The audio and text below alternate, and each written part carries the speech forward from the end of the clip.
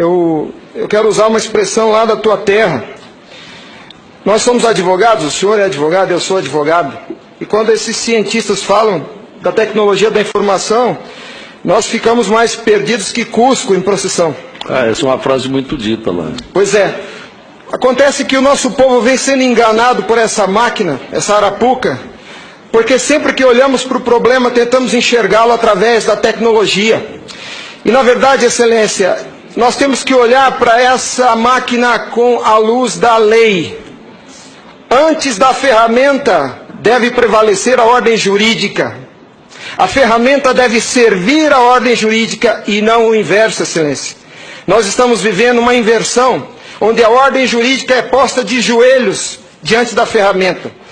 Por falar em colocar de joelhos, a conduta do ministro Gilmar Mendes em protelar por 2 anos o cumprimento dessa lei deu motivo ao impeachment, ao pedido de impeachment. E eu vou mais além. Me parece que, na verdade, a conduta dele configura o crime de prevaricação, porque se omitir na obrigação do ofício é prevaricação. O que está acontecendo aqui, Excelência? Um dos pilares da República está sendo quebrado. Nossa democracia e a cidadania desse povo está sendo violada, desrespeitada. No entanto, eu quero lembrar aqui uma frase de Billy Graham, um homem que dedicou 99 anos da vida para o bem do próximo. Ele dizia: a coragem é contagiosa, e o senhor está vendo aqui só alguns dos corajosos que se levantaram. Há uma onda gigantesca sendo levantada nesse país, um tsunami que vem em direção a Brasília. Os cidadãos estão indignados.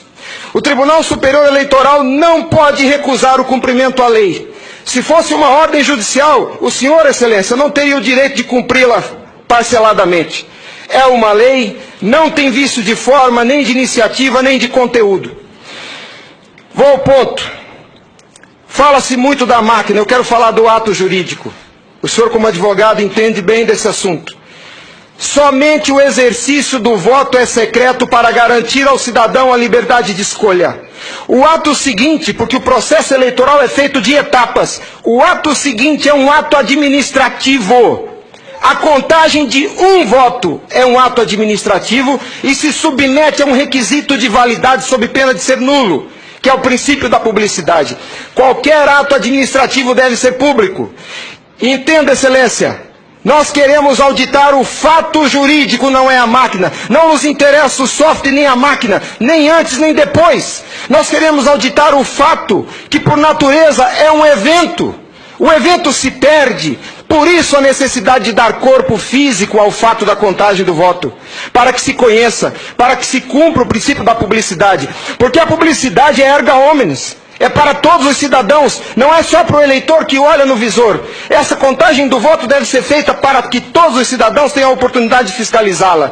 E não é a contagem de milhões de votos, é a contagem de um voto, de cada voto é um ato administrativo, e será nulo se não for público. Há vários princípios constitucionais que vêm sendo quebrados desde que essa arapuca foi inventada lá em 97. A cidadania, a publicidade, a moralidade, a legalidade e a própria república, porque nós cidadãos não temos sido respeitados na nossa escolha.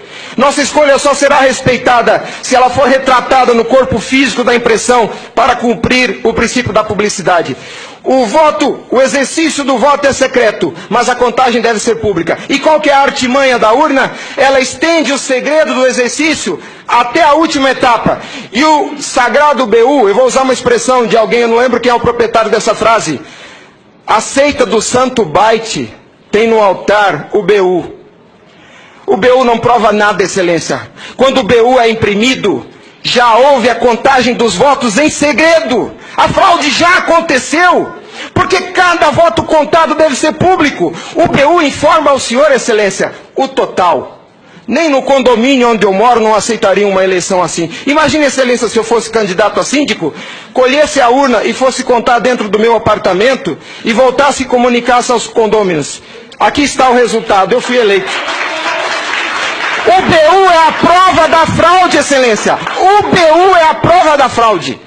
Doutora Simone, apesar de muito jovem, foi minha professora na faculdade. Ela é talvez a cabeça mais qualificada nesse Senado rezar esse discurso, para dizer o que é um ato administrativo. Gostaria que ela estivesse aqui. O que acontece?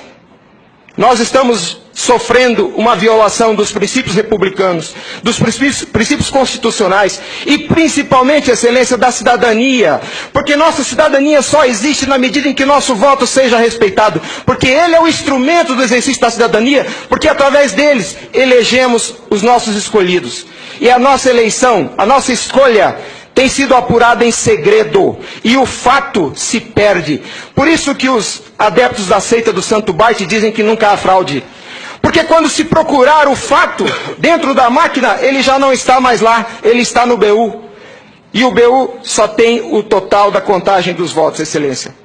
Nós precisamos olhar para esse problema sobre a ótica da lei. Sobre a ótica da lei. Nós não podemos continuar aceitando esse engodo.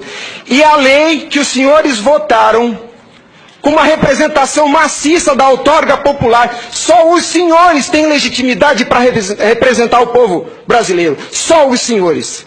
Os ministros da Justiça não têm essa legitimidade. Eles estão usurpando dos senhores as suas competências.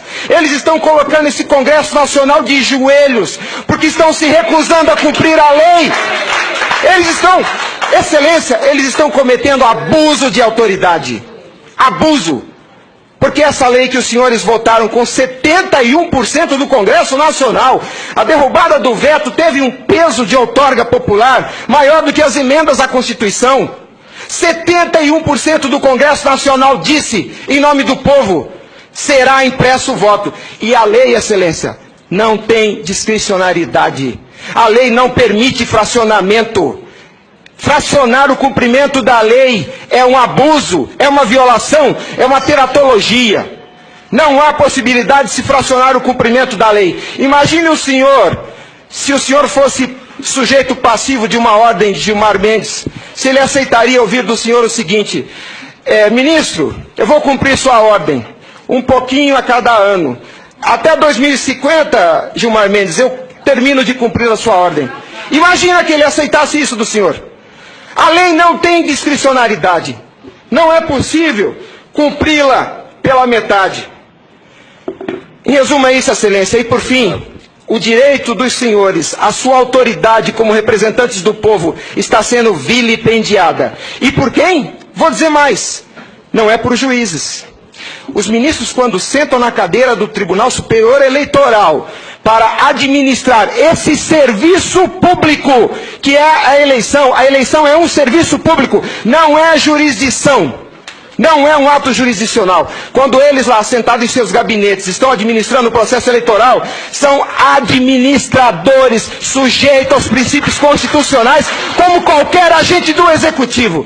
A hibridez da Justiça Eleitoral tem confundido o povo.